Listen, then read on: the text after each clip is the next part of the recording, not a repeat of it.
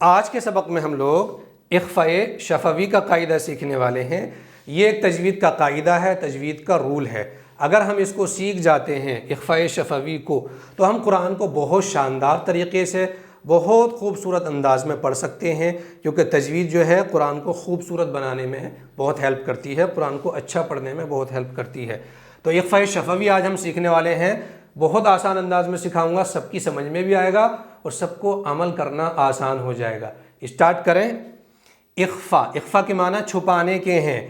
یہ پین کا ایک کیپ ہے، آپ کو نظر آ رہا ہے۔ اگر میں اس کو یوں چھپا لوں، اب نظر نہیں آ رہا ہے، تو اس چھپانے کو اخفا کہتے ہیں، یعنی عربی میں اخفا اور اردو میں چھپانا کہتے ہیں۔ اگر میں اس کو ظاہر کر دوں، نہ چھپاؤں، اب آپ کو نظر آ رہا ہے، اب اس کو اخفا نہیں کہیں گے، اب اس کو کیا کہیں گے عربی میں؟ اظہار یا ظاہر کرنا۔ اخفا کے معنی ہو گئے چھپانے کے۔ اور شفوی کسے کہتے ہیں؟ شفوی کہتے ہیں ہونٹ والا۔ تو پورا اس کا ترجمہ کیا بنے گا؟ ہونٹ والا اخفا، اخفائے شفوی۔ یہ قاعدہ بننے کے لیے دو شرطوں کا، یعنی دو کنڈیشن کا ہونا ضروری ہے۔ ان دونوں کو ہم نے اگر سمجھ لیا تو پھر ہم قرآن میں کہیں بھی پہچان پائیں گے بڑی آسانی سے، کوئی دقت نہیں ہوگی کہ یہاں پر اخفا کا قاعدہ ہے یا نہیں ہے۔ تو دونوں شرطیں ہمیں دیکھنی ہوں گی قرآن کے اندر۔ پہلی شرط کیا ہے؟ میم ساکن، یعنی جس میم پر یہ سکون بھی لگا ہو۔ تو پہلی شرط اگر قرآن میں یہ دکھ جائے آپ کو کہیں بھی، تو پھر اب دوسری شرط ڈھونڈنی ہے ہمیں۔ دوسری شرط کیا ہے؟ با۔ میم ساکن کے بعد میں فوراً اگر با آ جائے تو پھر کیا سمجھیں گے ہم؟ وہاں پر اخفائے شفوی کا قاعدہ بن چکا ہے۔ اور جہاں بھی اخفائے شفوی کا قاعدہ بنے گا وہاں پر کیا کریں گے ہم؟ غنہ کریں گے اور اخفا کریں گے۔ غننے کا مطلب ہے ناک سے گنگنانا، اور اخفا کے مطلب ہے چھپانا۔ پریشان مت ہوئیے، اور آسان کر دوں گا، سب کی سمجھ میں آئے گا۔ پہلے ہم ہجے سمجھ لیتے ہیں ان دونوں لفظوں کی۔ حمزہ نون زیر ان، نون زبر نا، ان ربا زبر رب، ان ربا زبر با، ان ربا ہا میم پیش ہم، ان ربہم با زیر بی، ان ربہم بی ہا میم زیر ہم، ان ربہم بہم تارا زبر تر میم یا زیر می، ترمی ہا میم زیر ہم، ترمیہم با زیر بی، ترمیہم بی ہا زیر ہی، ترمیہم بہی جیم الف زبر جا، ترمیہم بہی جا، را زبر را، ترمیہم بہی جا را، تا دو زیر تن، ترمیہم بہی جارتن۔ سب سے پہلے ہم اس لفظ کے اندر دیکھ لیتے ہیں یہ دونوں شرطیں کہاں پر پائی جا رہی ہیں۔ تو ہم غور کر لیتے ہیں اس کے اندر۔ یہ ہے میم ساکن، یعنی پہلی شرط ہمیں مل چکی ہے، میم ساکن آ چکا ہے۔ اور دوسری شرط ڈھونڈتے ہیں تو ہمیں با بھی مل گیا ہے، میم کے بعد میں با زیر بھی ہے۔ تو یہاں پر یہ دونوں شرطیں جمع ہیں۔ تو کیا قاعدہ بنا یہاں پر؟ اخفائے شفوی کا۔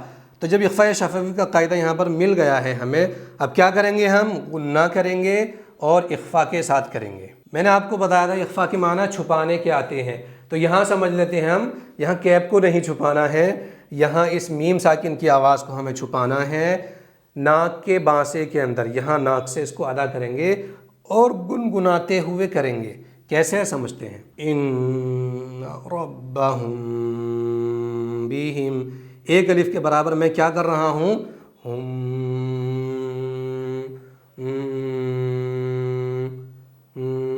ایک الف تک رکے رہنا ہے اور گنگناتے رہنا ہے، اور میم کو کیا ہے؟ ناک سے ادا کرنا ہے، یعنی ناک میں چھپا کر۔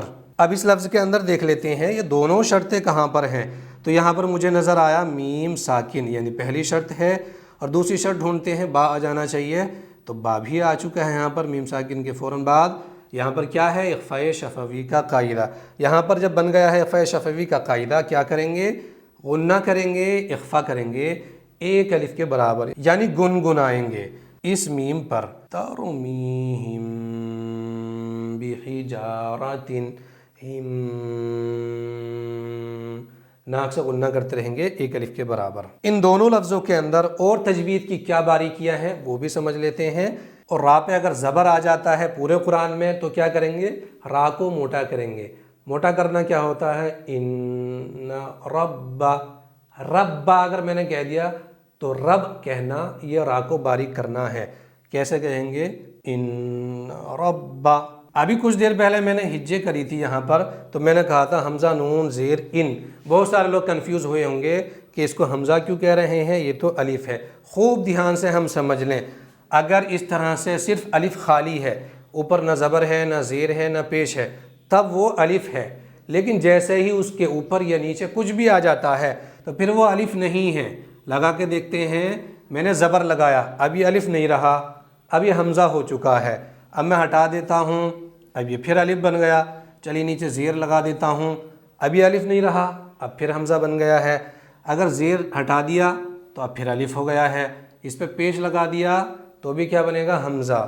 اس پر اگر سکون لگا دیا تو بھی کیا بنے گا؟ حمزہ. اس لیے الف کے اوپر یا نیچے کچھ بھی آ جاتا ہے زبر زیر پیش تو اس کو پھر حمزہ کہیں گے، الف نہیں کہیں گے. تو پھر الف کیا ہوتا ہے؟ یہ دیکھیے، یہ الف ہے، جیم الف زبر جا.